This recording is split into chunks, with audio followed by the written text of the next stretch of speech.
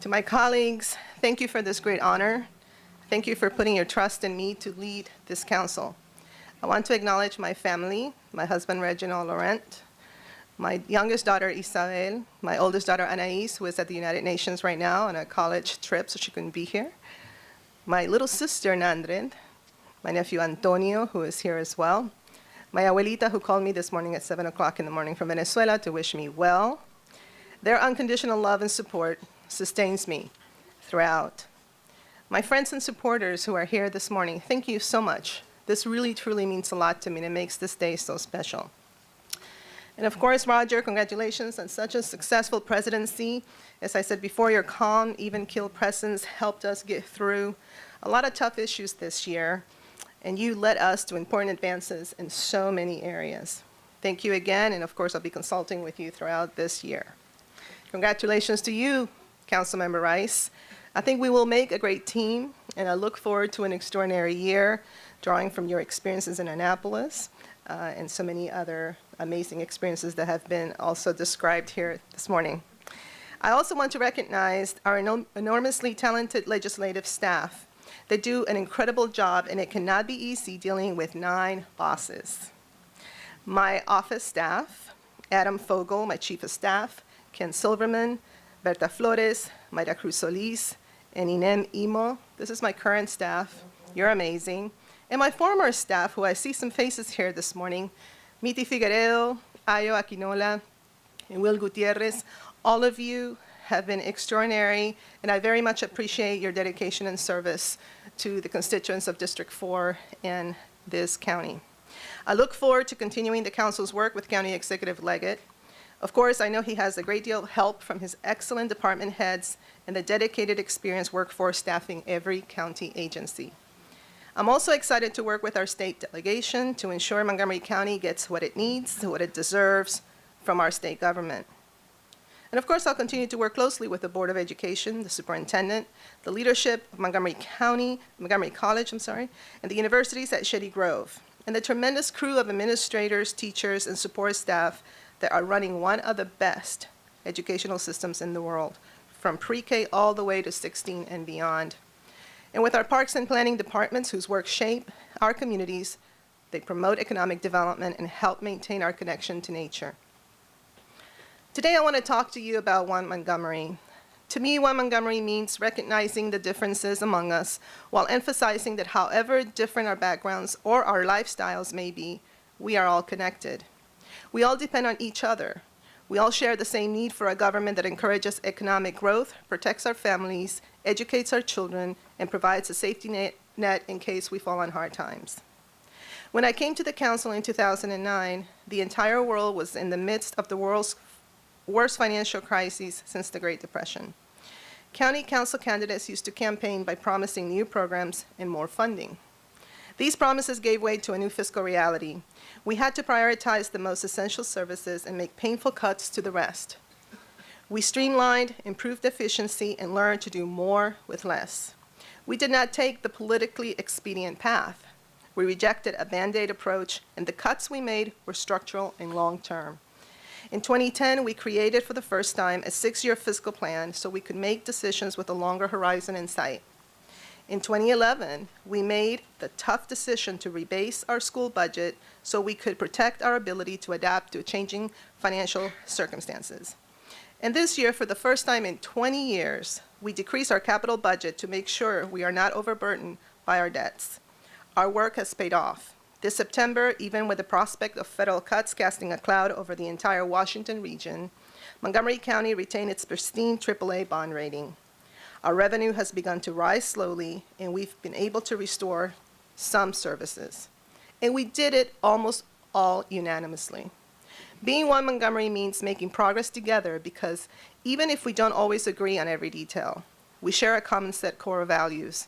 It is an honor to sit on this dais with a group of public servants who, faced with very difficult choices, were able to take unified action for the common good. Thank you. But One Montgomery also means embracing our diversity. Our county is incredibly diverse by any measure you can think of. Our residents come from across the country and around the world, from every socioeconomic class. We have students and young professionals living in urban high-rises, teachers and police officers starting families in garden apartments, lawyers, small business owners, and cabinet secretaries in houses lining quiet cul-de-sacs, and everything in between. We even have working farms in historic small towns, all right next to jobs and amenities of our nation's capital. This diversity is indeed our greatest strength. Even if you're not a biologist, a government employee, or a waiter at a restaurant, we all benefit from a strong bioscience cluster, major federal offices, and a thriving retail marketplace. When the housing market collapsed in 2008, our county weathered the storm better than most because our economy is diversified. Even with the uncertainty on Capitol Hill and the possibility of falling off a fiscal cliff, our county is better positioned because of the diversity within our federal presence. This is why our economic development strategy cannot rely solely on attracting any one large employer or relying on any one sector. Which brings me to another point. I have heard for too long that Montgomery County is not open for business. Today I want to be absolutely clear. Montgomery County is one of the best places in America to grow a business of any size. When it comes to schools, housing, office space, consumers, workforce, and amenities, Montgomery County is the place to be. Just ask Choice Hotels or United Therapeutics, who recently chose Montgomery County for their international headquarters. Ask Costco, who is about to open a new store in Wheaton. Or the Fillmore, who is bringing top names in entertainment to Silver Spring. Ask federal agencies. Walter Reed and the Office of the Director of National Intelligence are estimated to bring an additional 5,500 jobs to the Bethesda area. And NOAA has recently decided to keep its headquarters and 4,200 jobs in Silver Spring. Over the last few years, this council has invested tens of millions of dollars in our business community through incentives, economic development grants, and innovative public-private partnerships, like the Montgomery Business Development Corporation and the Biotech Investment Tax Credit Program. Our chambers of commerce play a vibrant role in advocating for the needs of our business sector, and we welcome their ideas. And we never forget our small businesses. Nearly 95% of Montgomery County companies are small businesses. County-led redevelopment projects are revitalizing our downtown cores, but we must not allow these projects to negatively impact small businesses. That is why I sponsored Bill 6-12 to create the Small Business Assistance Program, and we must now fully fund it. We also created the position of a small business navigator, someone in our economic development office whose job is to solely help small business seize government opportunities and work around obstacles. Of course, we still have much work to do. We have to make sure our master plans encourage the right balance of housing, jobs, and amenities in every part of our county. And we need long-term transportation solutions. Our land use and economic development strategy relies heavily on the promise of state funding for the Purple Line, the Corridor Cities Transitway, and other high-priority projects. Without these projects, traffic and our economy can very well grind to a halt. Montgomery County is the economic engine of Maryland. As our county has said time and time again, this is a state problem, and it requires a state solution. One Montgomery also means fairness and opportunity for everyone. Our guiding principle must be that our children's academic achievement will not be predetermined by their socioeconomic status. Right now, as we speak, there are two 7th grade students sitting together in a Montgomery County classroom. They are friends, they have the same outstanding teachers, and they attend the same in-school activities. But when the bell rings at the end of the day, where do they go? One child has extracurricular activities, maybe a music lesson or a sports practice. Her parents pick her up, take her home, and feed her a nutritious meal. They make sure she does her homework, and they are there to help. She has a tutor if she needs one. She has an iPad or laptop to do research and explore her world. The other child goes home to an empty house, maybe a younger sibling to take care of. His parents work 2 jobs and cannot afford childcare or after-school activities. No one is there to supervise him or help with homework.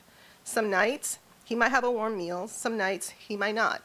If we are lucky, the most trouble he gets into is watching way too much TV. One student arrives at school the next day well-rested, having eaten a nutritious breakfast, homework in hand, ready to learn. The other is tired and hungry. Sometimes when the rest of the state and some right here at home think of Montgomery County, they only see the first child. The second child is invisible, but both children are our future. Although we are blessed that many families are doing well, poverty is real in Montgomery County.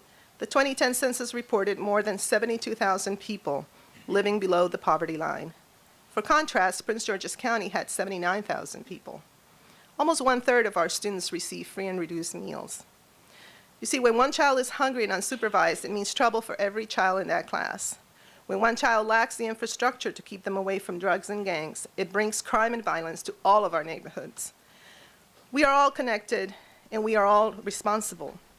But of course, we cannot spend unlimited money. Limited fiscal resources are indeed our new normal. On top of that, the state has recently made the maintenance of effort law much stricter and shifted much of the cost of teachers' pensions to the counties.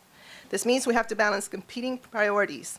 We have and must maintain one of the best public school systems in the world, but the best school system in the world cannot educate a child that has no structure, no support, and no opportunities after the final bell rings. Last year, I proposed the Youth and Family Support Enhancement Initiative to make a down payment on services to address underlying issues of poverty, family dysfunction, and lack of positive youth programming. The Council and the Executive committed nearly $1 million in funding for more gang prevention specialists in the Street Outreach Network, replicating the successful East County Teen Escape Club in 4 sites around the county. The Student Teen Employment Program was established to provide youth with the opportunities for jobs and indispensable learning experience over the summer. And we also included funding to expand the successful Excel Beyond the Bell program. We also provided $500,000 for childcare subsidies so parents can afford quality childcare. We funded wellness centers and linkages to learning, 2 programs that are providing fundamental services to students and their families. We increased subsidies to help low-income families pay their electric bills and keep the lights on. We restored some of the cuts to our libraries. This year, we must double down on those efforts. In closing, our policies do not exist in isolation. They are dependent on each other. We cannot provide a good education or a strong safety net without a strong economy. And our economy will not be strong if we don't help children and families achieve what they are capable of. If we invest in the economic infrastructure to support our businesses and the social infrastructure to support our residents, a rising tide truly will lift all boats.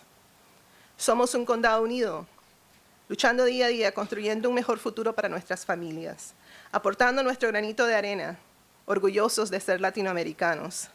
Pero recordemos que los cambios solo ocurren por medio de la participación activa de todos, por medio de cada contribución a la infraestructura económica y social de nuestro condado. Juntos lograremos mucho. We are one Montgomery, our future is bright, and our fates are intertwined. Again, I would like to thank all of you for being here this morning. I believe it's still morning. And to the residents of Montgomery County, thank you for granting me the opportunity to serve. Muchísimas gracias.